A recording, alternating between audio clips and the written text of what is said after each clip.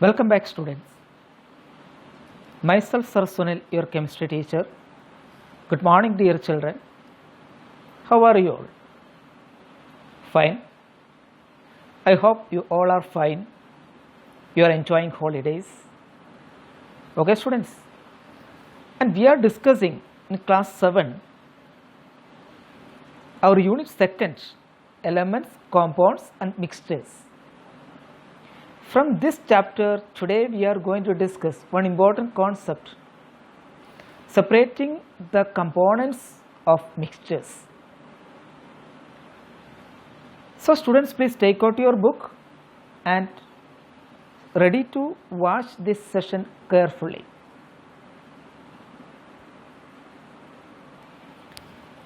Okay students, here is our topic, how to separate the components from a mixtures. How to separate the components from the mixtures? We know that mixtures contains different components. So mixtures are impure substance. Hence, in order to obtain a pure or a desirable substance, or to remove the undesirable substance from a mixture, we often need to separate the components of a mixture. Why we are doing the separation? The separation we are doing to obtain pure substance from the mixtures. Suppose that if we need to obtain common salt from seawater, or petrol, diesel and kerosene from crude oil, what we have to do? We have to do the separation. Or drinking water from an ordinary water, what we have to do? We have to do some separation method. To separate the components of a mixture, we take advantage of their characteristic properties like color. Which are the properties we are going to consider? According to color, we have to consider color, shape, size, solubility, melting point, boiling point, etc. We have to consider these points: color, size, shape, solubility, melting point, boiling point, etc. For example, to match your blue shirt, you can separate blue buttons, clear? Blue buttons from an assortment of blue buttons of different colors. From a mixture of salt and sand, you can obtain salt by dissolving it out in water. Because sand is not soluble in water, that's why we can dissolve salt in it. And evaporating, later you evaporate it, you will get back the salt. Okay. Now some methods we are going to discuss to separate the components from a mixture. First one, magnetic separation. Magnetic separation is done by the magnet. Have you seen the magnet? What is the property of magnet? What is the characteristics of magnet? Magnet can attract the iron particles, or iron particles can attracted by magnet. Clear? A magnet can attract iron. If you move a magnet through a mixture of iron filings and chalk, the iron particles attach themselves to the magnet. Chalk is not attracted by a magnet. Suppose that we are having the mixture of iron filings and chalk. Clear? Chalk is not attracted by a magnet, and so its particles are left behind if we dip a magnet in the mixture. A mixture of iron and chalk is separated in this fashion.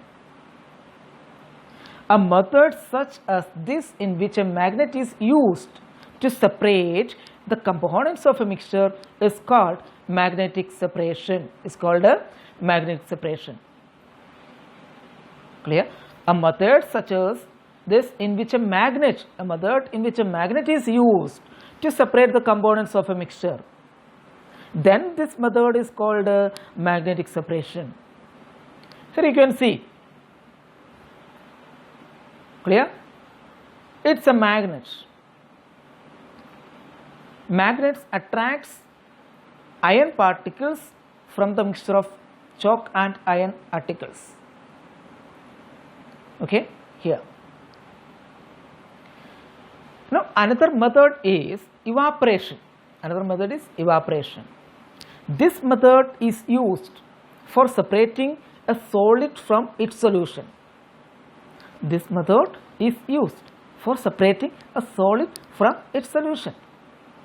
Example, salt from its aqueous solution.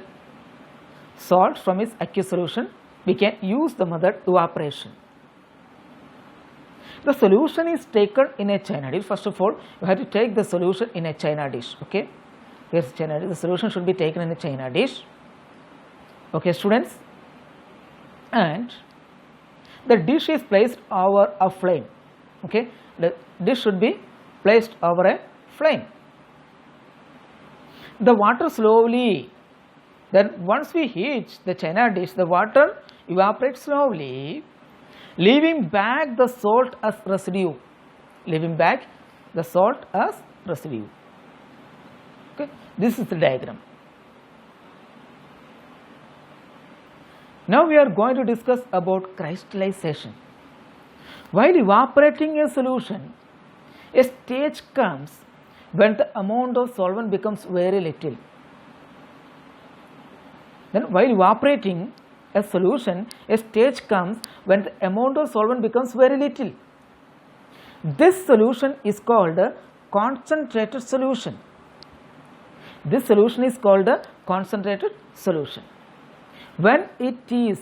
concentrated solution is allowed to cool slowly,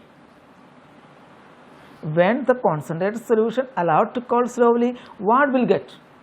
The crystals of respective solids will be left out, will be formed.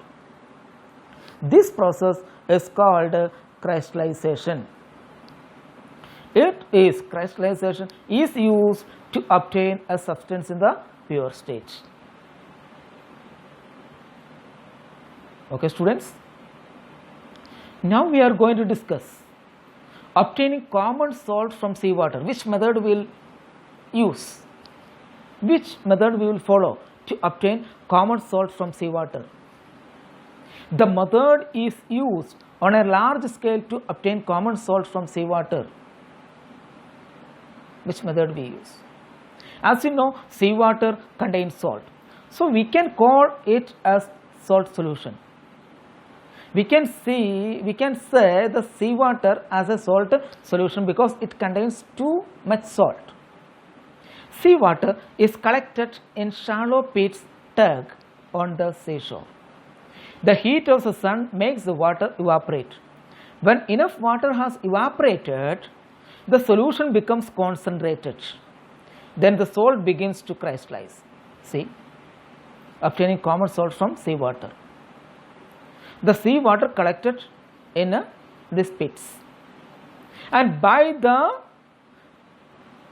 the sunlight, the seawater will be evaporated and the white salt will be remain back there.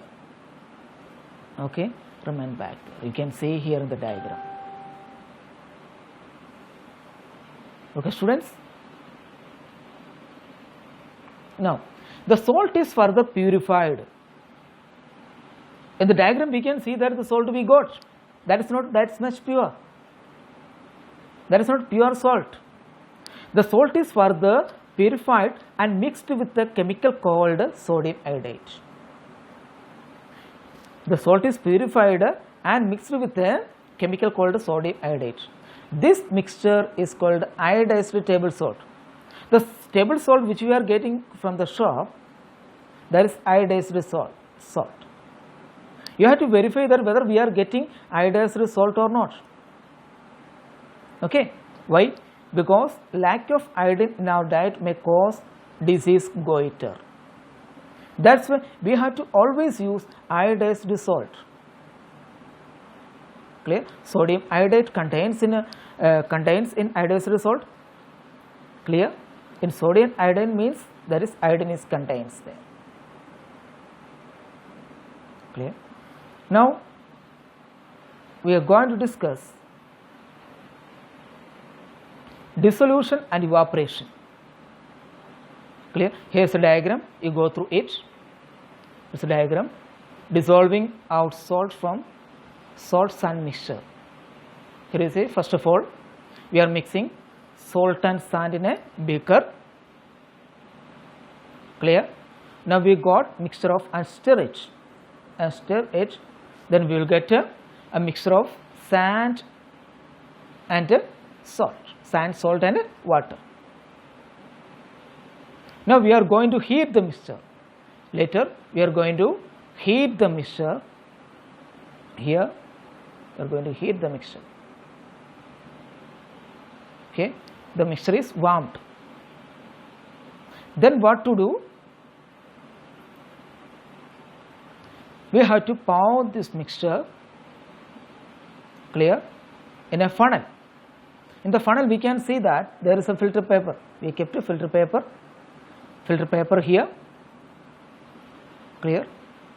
Then all the sand particles will be remain here, will be remain in the filter paper itself. We are going to do the filtration process, and the salt solution will be collected in the china dish,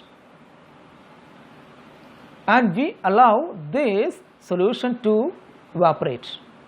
Then at last we will get the salt here in the china dish and sand will be there in the filter paper. Okay students, this is a method we are using to separate sand and salt from the sand salt solution. Now we are going to discuss about dissolution and evaporation. This is another method. This method is useful when one component of a solid mixture is soluble in a solvent and other is not. Experiment. Take a solid mixture of salt and sand in a beaker or a conical flask, just we have explained now. Add some water to the mixture and stir it vigorously. Warm it from time to time so that all the salt dissolves in water, and later filter and wash the residue 4 or 5 times in hot water. Okay students, evaporate the filtrate to dryness in a china dish. You will obtain a white solid which is nothing but salt. The residue on the filter paper is sand which can dry in the sun, and we have already seen the activity here. Okay students, now we are going to discuss the portion distillation. This portion will be discussed tomorrow. It's time to wind up the class. If you have any doubt, you can ask to me when the class starts. Okay, you have to read the chapter 2-3 times to understand, then only you will get the doubts. Okay, doubts should be cleared when the class starts.